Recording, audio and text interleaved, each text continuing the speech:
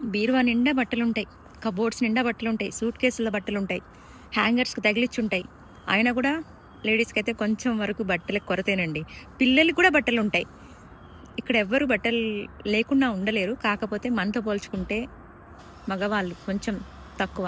అంటే నేను మా నాన్నని చూసా కదా, మా మమ్మీకి చీరలు బాగుంటాయి, పల్లెటూరులో ఉంటాయి, సిటీలో ఉంటాయి, నా దగ్గర ఉంటాయి, ఎక్కడ పట్టుకుని ఉంటాయి, నాయి కూడా అక్కడ అలా ఉంటాయి. పోతే పాప నాన్న వాళ్ళు చూడండి, చిన్న సూట్ కేసు ఉంటుంది, 2 పంచెలు, 2 షర్ట్లు, బనియన్లు కామన్ అనమాట. వాళ్ళకి క్రెడిట్ కార్డులు ఉంటాయి, జోబుల్లో డబ్బులు ఉంటాయి, ఏదైనా కొనుక్కోవచ్చు, తినొచ్చు, అన్నీ చేయొచ్చు. కాకపోతే వాళ్ళు చేయరనమాట. వాళ్ళు డబ్బులు తీసినప్పుడు ఏం గుర్తొస్తారంటే వాళ్ళ పిల్లలు గుర్తొస్తారనమాట.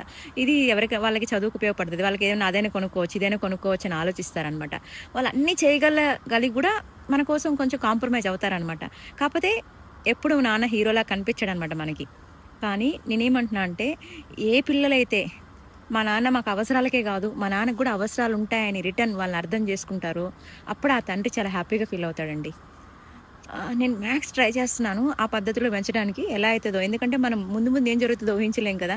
ఇప్పుడు మనం ఇలా అనుకుంటాం, రేపు వాళ్ళు ఏమవుతారో.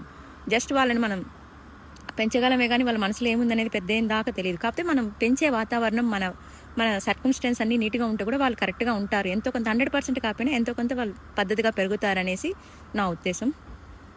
నాన్న కష్టాన్ని అందరు గుర్తిద్దాం మరి. హలో మా డాడ్.